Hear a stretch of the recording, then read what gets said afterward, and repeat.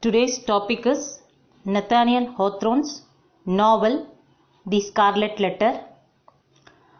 In my previous session, I have discussed 6 chapters of this novel. Today, 7th chapter.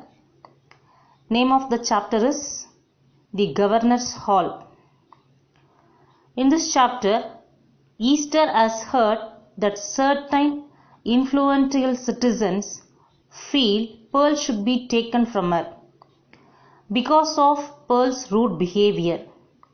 That we discussed in the previous chapter. So because of this matter, it disturbed Easter. So she wants to meet Governor Bellingham.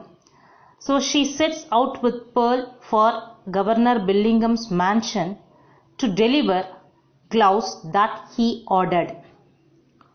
More important, however, Easter plans to request Governor Bellingham to keep her daughter with her. Pearl has been especially dressed for the occasion in an elaborate scarlet dress embroidered with gold thread. On the way to the governor's mansion, Easter and Pearl are approached aggressively by a group of Puritan children.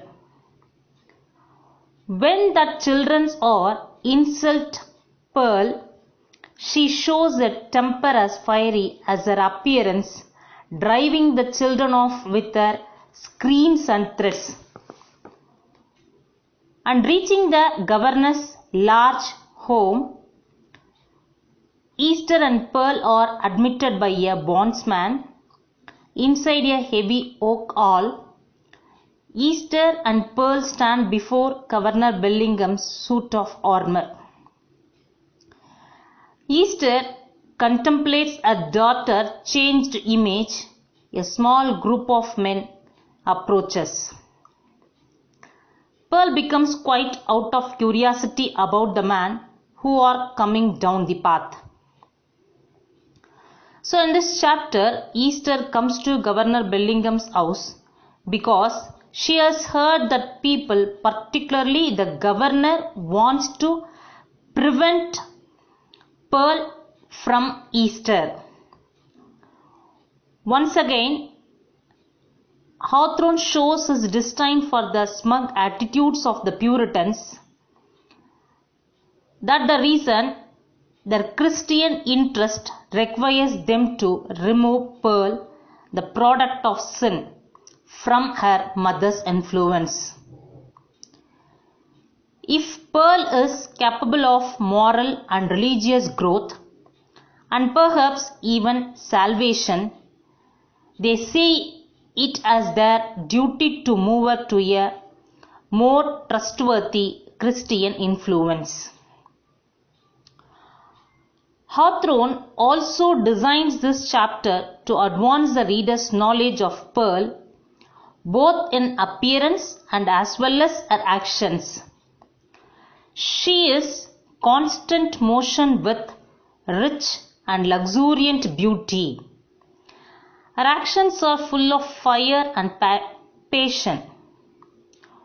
When the Puritan children fling mud at Pearl, she scares them off. She is an angel of judgment. Pearl's scarlet appearance is closely associated with the scarlet letter on Easter's bosom. Governor Bellingham's house is described as a mansion of fantasy, gleaming and sunny. It comes to life as the only interior description in the novel. Bellingham's homes is a mixture of stern Puritan portraits and old world comforts. The next chapter is The Elf Child and the Minister. Here, elf child means gifted child. Actually, the Pearl is here elf child. So, she has been considered as a gifted child from God.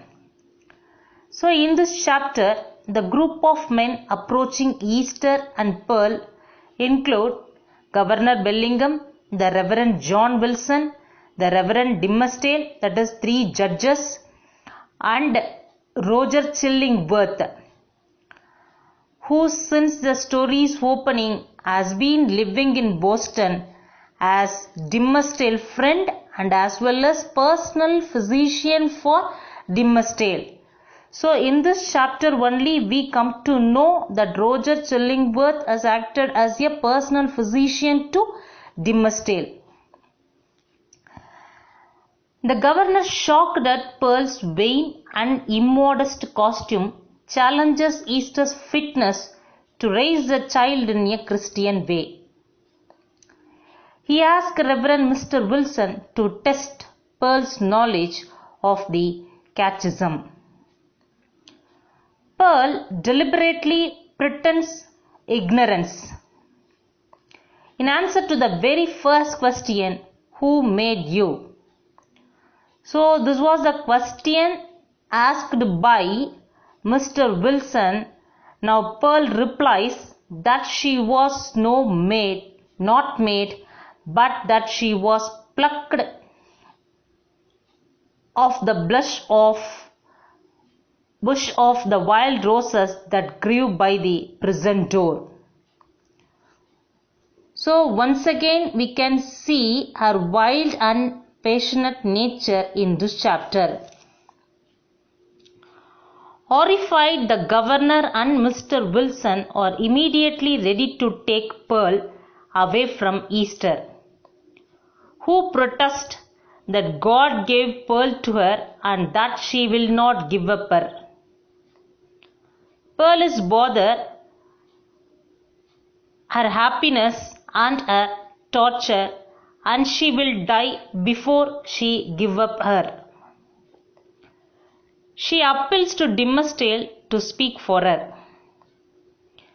Dimmesdale persuades Governor Bellingham and Mr. Wilson that Easter should be allowed to keep Pearl, whom God has given to her as both a blessing and a reminder of her sin, causing Chillingworth to remark, "You speak, my friend, with a strange earnestness." Pearl, momentarily solemn, caresses Dimmesdale's hand and receives from the minister a secretive kiss on the head. So after leaving the mansion, Easter is approached by Mistress Hibbins. She is a sister of Governor Bellingham. Easter refuses the women's invitation to a midnight meeting of witches in the forest, saying she must take Pearl home. Here, Mistress Ibbinson invited Easter for midnight meeting of witches in the forest. But later, Easter adds that if she had lost Pearl, if she is supposed to give up her own daughter Pearl, she would willingly have signed on with the devil. So in Easter's appealing to Dimmesdale for help in Pearl solemnly caressing his head, and in the minister's answering kiss lie solid hints that Dimmesdale is Pearl's father.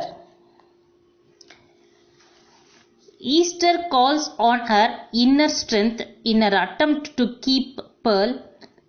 She argues quite eloquently that the Scarlet Letter is a badge of shame to teach a child wisdom and help her profit from Easter's sin. However, Pearl's refusal to answer the catechism question causes the decision of the church and the state to go against her. Now, Easter's only appeal is to Dimmesdale, the man whose reputation she could crush. The minister's weakened condition and his obvious nervousness suggest how terribly he has been suffering with this concealed guilt.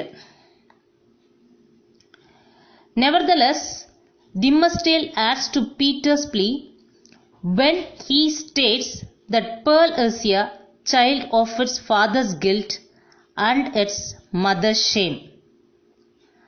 But still she has come from the hand of God. As such, she should be considered a blessing. The minister argues that Pearl will keep Easter from the powers of darkness, and so she is allowed to keep a daughter. Those powers of darkness can be seen in both the character in this novel. One is Mistress Ibbins and the another is Roger Chillingworth. The change noted by Easter in Chillingworth's physical appearance, now more ugly and dark and misshapen, is a hint that in the scholar's desire for revenge, evil is winning the battle within him and is reflected in his outward appearance also. That Chillingworth is Dimmesdale's personal physician and supposed friend gives him the opportunity to apply psychological pressure on the minister. Chillingworth's comment on Dimmesdale's strange earnestness and a statement that he could make a shrewd guess at the father suggests that he may already have decided on Dimmesdale's guilt. Now chapter 9, the leech.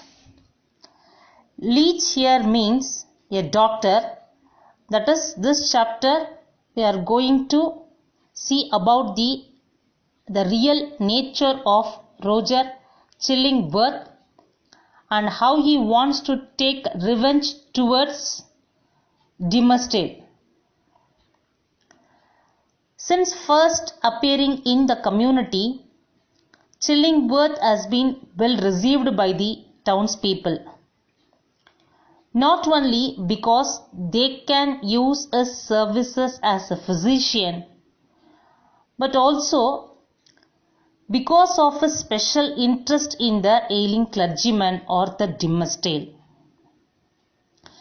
In fact, some of the Puritans even view it as a special act of providence that a man of Chillingworth's knowledge should have been dropped just when their beloved young minister's health seemed to be failing. And although Dimmesdale protests that he needs no medicine and is prepared to die if it is the will of God, he agrees to put his health in Chillingworth's hands. The two men begin spending much time together, and finally, at Chillingworth's suggestion, they move into the same house where, although they have separate apartments, they can move back and forth freely. Gradually, some of the townspeople, without any real evidence except for the growing appearance of evil in Chillingworth's face, begin to develop suspicions about the doctor, rumors about his past, and suggestion that he practices the black art. Many of the townspeople also believe that rather than being in a care of Christian physician, Arthur Dimmesdale is in the hands of Satan or one of his agents who has been given God's permission to struggle with the minister's soul for a time. Despite the look of gloom and terror in Dimmesdale's eyes, all of them have faith that Dimmesdale's strength is certain to bring him victory over his tormentor. The theme of good and evil battling is carried through in this chapter 9, the leech. We see the double meaning of the word leech, the decline of Dimmesdale under his weight of guilt, the development of his relationship with Chillingworth, and the point of view of the townspeople, which have strikingly opposing opinions about the influence of Chillingworth on the minister. Hawthorne purposely uses the old-fashioned term leech for physician because of its obvious double meaning.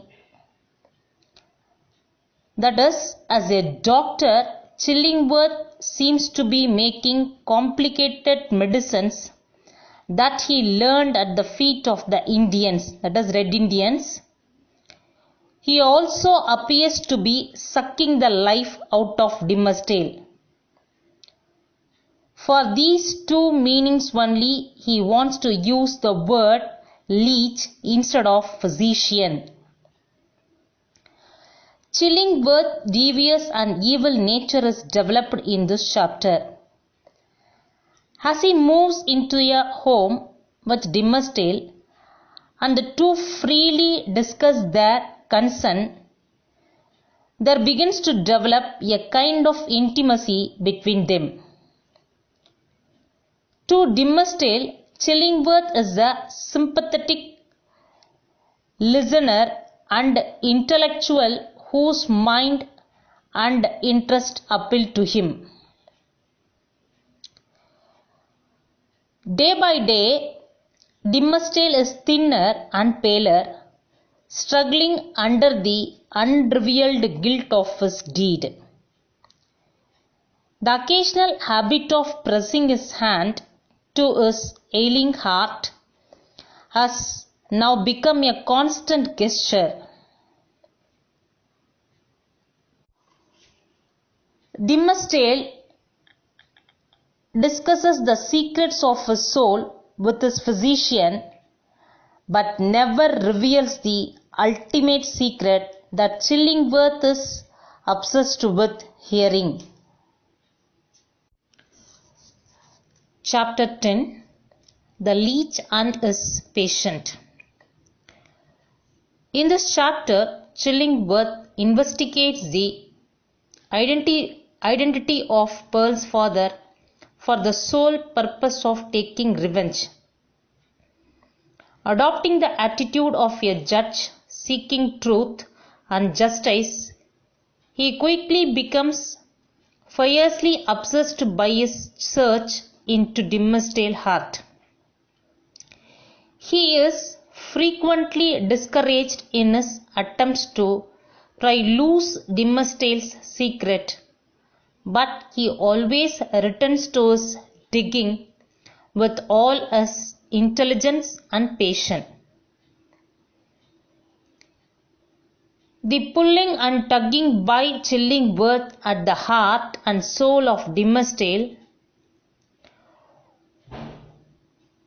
One day in Chillingworth's study, they are interrupted in their earnest discussion by Pearl and Easter's voices outside in the graveyard. They comment on Pearl's strange behavior and then return to their discussion. Watching Easter and Pearl depart, Dimmesdale agrees with Chillingworth that Easter is better off with her sin publicly displayed than she would be with it concealed.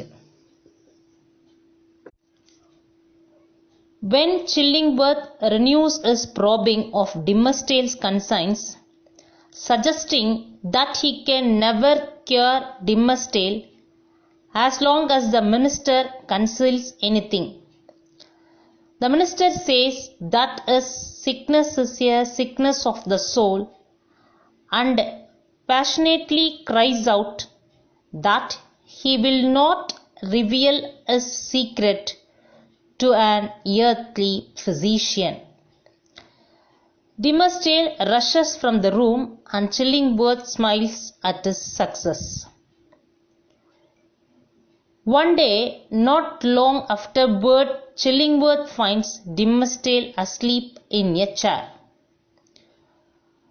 Pulling aside the minister's vestment, that is dress, he stares at the clergyman's chest. When he sees there, causes a wild look of wonder, joy and horror, and he does a spontaneous dance of ecstasy. So Chillingworth found something on his chest, that is Dimmesdale's chest. So here Chillingworth is entering as a thief, entering a chamber where a man lies only half asleep, to further emphasizes his evilness. Chillingworth's evil determination to accomplish his revenge on and to increase the painful inner suffering of young Arthur Dimmesdale. Clearly, the struggle within his soul is destroying him. As evidenced by his physical appearance and his mental anguish, yet he still cannot confess his role in the adulterous affair with Esther. Confession will offer him relief in this life and the next. He further argues that the minister cannot serve his fellow man while he has terrible secrets in his soul. Dimmesdale at first resists these arguments, saying that they are all fantasy.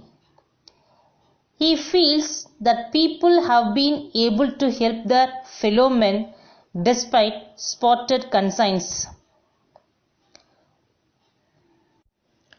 Here, the next chapter, the name of the chapter is The Interior of a Heart. Feeling that he is in full possession of Dimmesdale's secret. So here Roger Chillingworth begins his unrelenting torture of the minister, subtly tormenting him with comments designed to trigger fear and agony. Dimmesdale does not realize Chillingworth's motive, but he nonetheless comes to fear and abhor him. As Dimmesdale's suffering becomes more painful and his body grows weaker, his popularity among the congregations grows very stronger. Such mistaken adoration, however, further tortures Dimmesdale and brings him often to the point of making a public confession that he is Pearl's father. So this was the great problem of Reverend Dimmesdale. The minister's sermons are eloquent, but his vague assertion of his own sinful nature are taken by his parishioners as further evidence of his loneliness. Because he is incapable of confessing that he was Esther's lover and that he is the person, that is Pearl's father. He substitutes self-punishment. So he wants to punish himself. He beats himself with a bloody whip and keeps frequent all-night vigils, during which his mind is plagued by frightening vision. So all these tortures he has given to himself. On one such night, while he is seeking peace, Dimmesdale dresses carefully in his clerical clothes and leaves the house. Here that Chillingworth no longer has doubt about the minister's guilt, that he has undertaken a planned campaign to wreak vengeance on the man who seduced his wife and fathered a child by her. A specific statement about the methods and degrees of Dimmesdale's own self-punishment. Hawthorne's irony is evident again in the clever paradox of Dimmesdale's futile attempts at public confession. His suffering has given him sympathizers that cause him to understand the sins of others, which results in eloquent and moving sermons. The more Dimmesdale asserts his own sinfulness, the holier his congregation believes him to be. The clergyman is aware that his inadequate confessing or being misunderstood. In fact, he is consciously taking advantage of that misunderstanding. The minister well knew, subtle but remorseful hypocrite that he was, the light in which his vague confession would be viewed. Thus, a sin is compounded by his action during a period of psycho-spiritual struggle. Hawthorne ensures that readers' sympathy for Dimmesdale's suffering does not blind them to the fact that the minister is a sinner whose troubles are largely of his own making. At the same time, the symbol of human evil, Chillingworth appears more evil than ever in this chapter. Chillingworth, Hawthorne says, is a poor, forlorn creature, more wretched than his victim. His revenge is coming at a cost. He is becoming the personification of evil in this novel. Here remaining chapters we will discuss in the next session. Thank you so much.